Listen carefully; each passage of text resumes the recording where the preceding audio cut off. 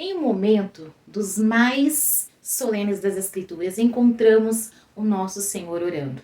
Não pregando, não curando, não multiplicando pães, mas orando.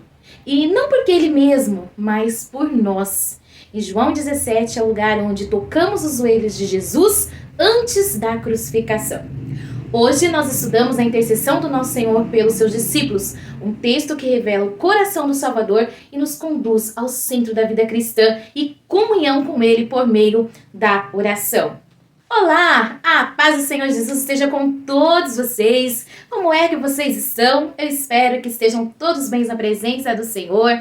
E hoje eu quero trazer para vocês um resuminho da nossa Escola Bíblica Dominical. Lembrando que nós estamos estudando o segundo trimestre, o Verbo se fez carne, Jesus sobre o olhar do apóstolo do amor, né? No Evangelho de João. E domingo que vem, na lição de número 11, no dia 15 de junho, nós vamos estudar a intercessão de Jesus pelos seus discípulos. Eu particularmente gosto muito desse capítulo e particularmente estou gostando de toda essa lição, de todo esse trimestre, mas hoje nós vamos falar de algo maravilhoso, que é aonde o Senhor Jesus, Ele intercede por nós. Meus queridos, é uma oração maravilhosa.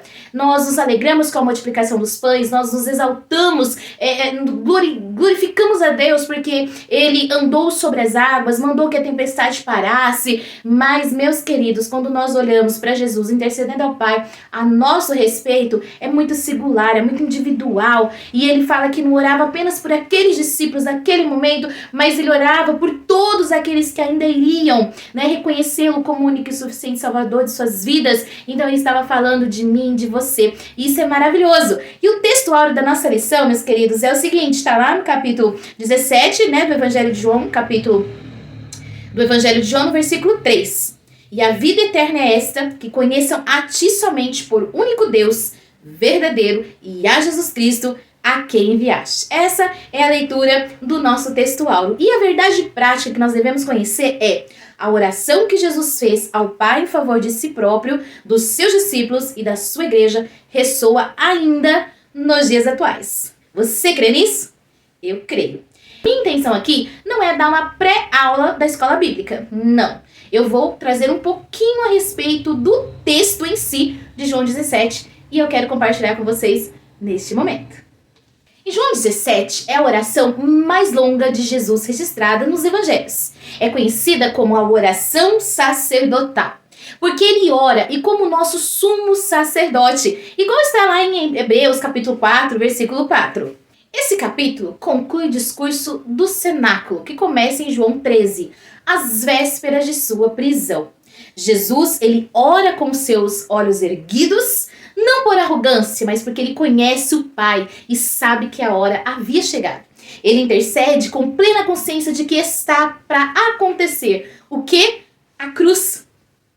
A oração não é uma fuga da dor que ele ia passar, mas é uma entrega consciente à vontade do Pai. Jesus ora para que sua missão seja consumada e que seus discípulos sejam guardados, santificados e enviados. E isso é maravilhoso nós pensarmos a este respeito. E a intercessão de Jesus, ela vai muito além de apenas uma oração. Ela pede que o Pai os guarde no seu nome. Tá lá no versículo 1, né? Vamos ler aqui.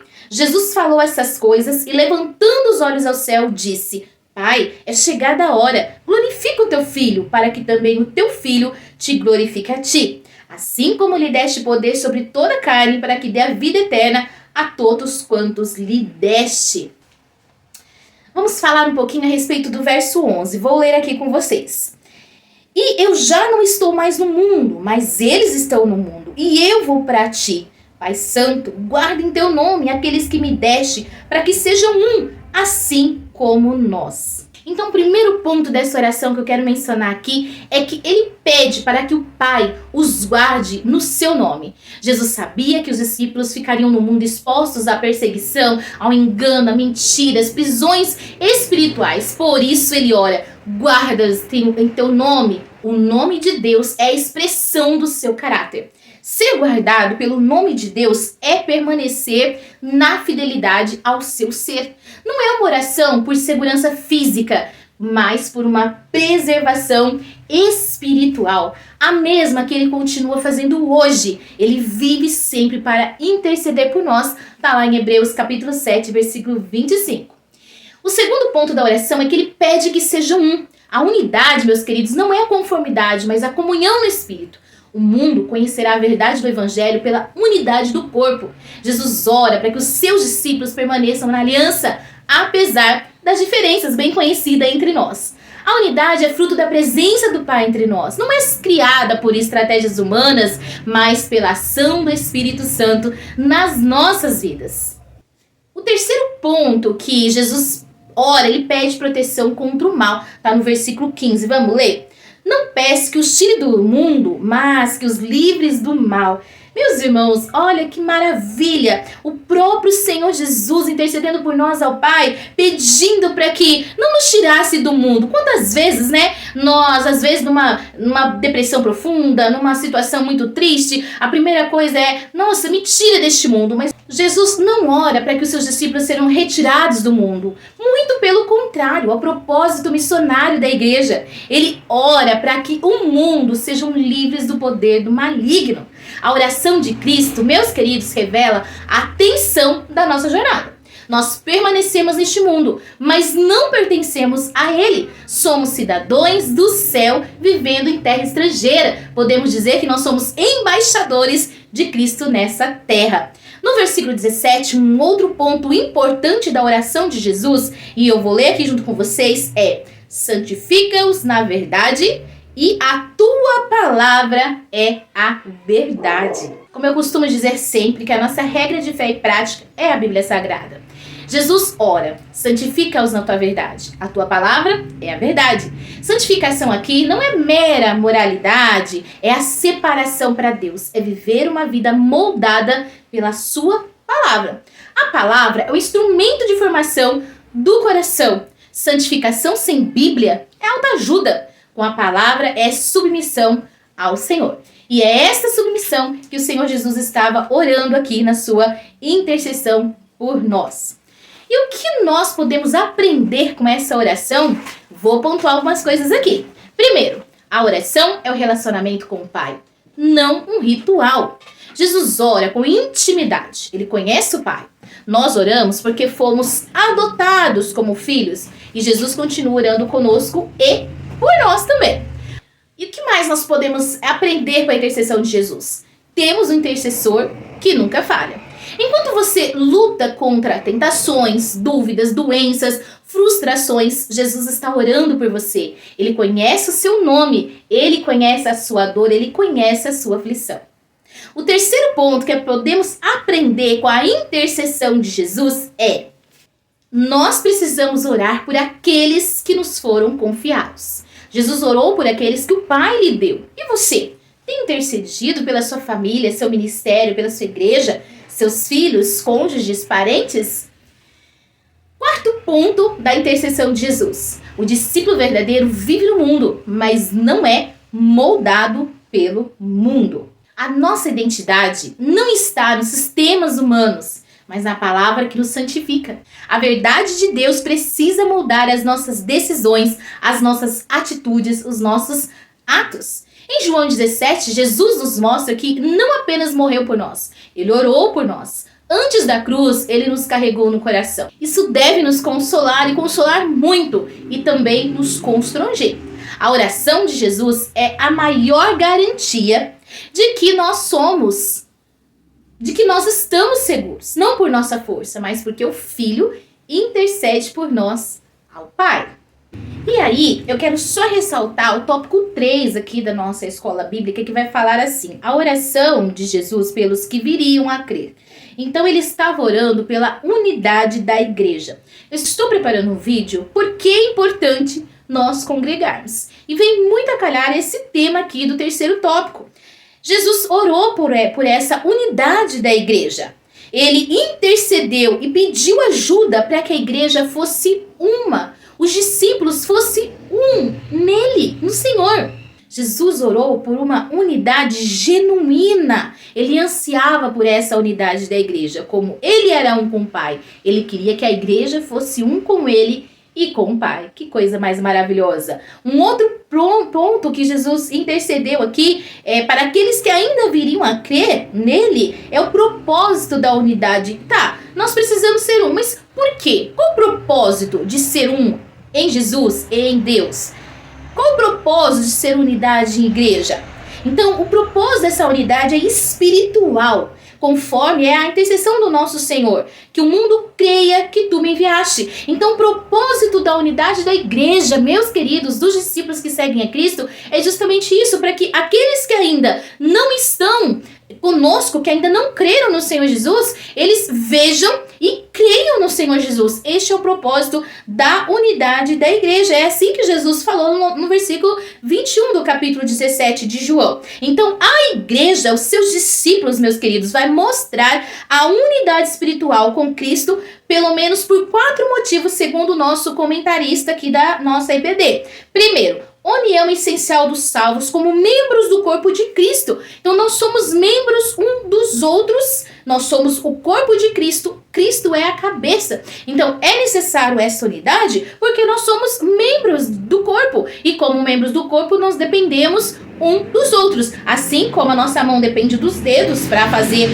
aqui o movimento de pinça para pegar alguma coisa, para, fazer o nosso braço para esticar, para poder ter movimentação, o nosso tronco precisa do quadril para fazer aqui o movimento. Então é justamente isso, nós precisamos ser um porque nós somos corpo de Cristo.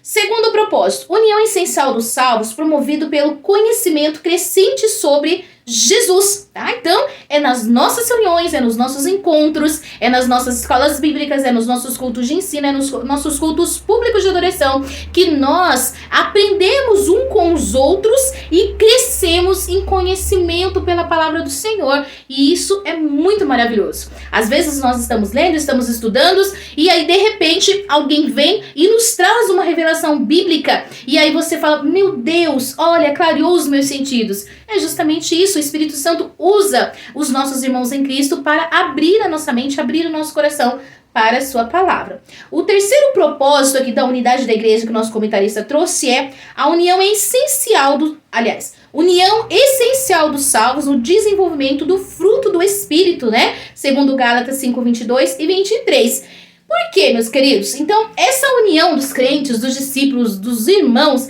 ela é indispensável no desenvolvimento do fruto. O que é o fruto do Espírito?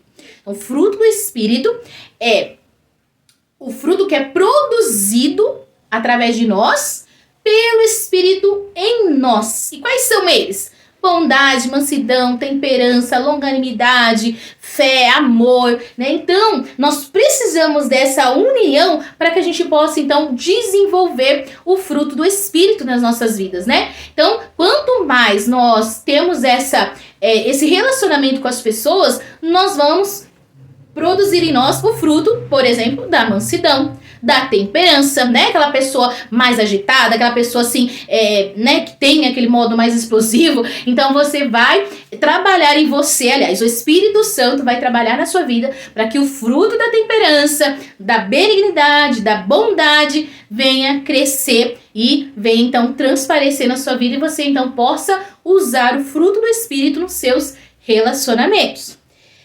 O quarto propósito para a unidade da igreja é que a união essencial dos salvos manifestada na glória como filhos de Deus e detentores da vida eterna. Amém? Então, essa união dos discípulos de Cristo vai manifestar, então, a glória que nós temos como filhos de Deus, Nós somos filhos de Deus. Irmãos, olha o peso dessa frase. Nós somos filhos de Deus. E como filhos de Deus, nós somos detentores da vida eterna. E nós precisamos, então, manifestar para as pessoas essa unidade como filhos de Deus para que as pessoas possam crer na sua palavra. E para sermos, então, detentores da vida eterna, meus queridos, nós precisamos viver em unidade, porque lá na eternidade, depois de tudo isso passar, não vai haver lugar para brigas, discórdias, não vai ter. Lá nós vamos ser um eternamente. Então, esse é o quarto propósito aqui da união da igreja. E para encerrar o tópico 3, que eu queria trazer aqui para vocês, junto com o nosso comentário, a oração que Jesus fez para aqueles que ainda viriam crer, é a oração por encorajamento à unidade. E então, nos versículos 21 e 22 do capítulo 17, o nosso Senhor roga para que os discípulos sejam incentivados a manter a unidade com Ele. A crença em Jesus como único e suficiente Salvador é a principal razão da unidade cristã, de modo que os discípulos sejam encorajados a promover esse testemunho no mundo. Então, sem essa unidade de fé, meus queridos, o testemunho perde completamente a sua credibilidade. Esse é o comentário que eu gostaria de fazer nesse vídeo. Eu espero que vocês tenham gostado e que tenha acrescido um pouquinho de conhecimento e que eu possa ter incentivado você a viver em unidade e reconhecer a importância da intercessão do Senhor Jesus e que nós possamos orar ao Pai com esse coração aberto de que Ele é o nosso intercessor. Ele morreu pelos nossos pecados e Ele intercede por nós ainda, tá? E é o sangue de Jesus, então, que perdoa todos os nossos pecados. E isso é maravilhoso. Eu convido vocês a participar das nossas escolas bíblicas dominical. Vá à sua igreja, né? Vá a uma igreja mais próxima aí da sua casa, mas que seja bíblica. Não basta ser mais próxima, você precisa procurar uma igreja bíblica. E que você possa estar crescendo em conhecimento das Escrituras Sagradas. E o próximo vídeo, então, é por que devemos congregar. Deus abençoe a todos, fiquem com Deus e até o próximo vídeo, se assim o Senhor nos permitir. Eu vou ficando por aqui, o vídeo vai ficando por aqui, mas que o Espírito Santo, esse sim, continue falando ao meu e ao seu coração. Graça e paz.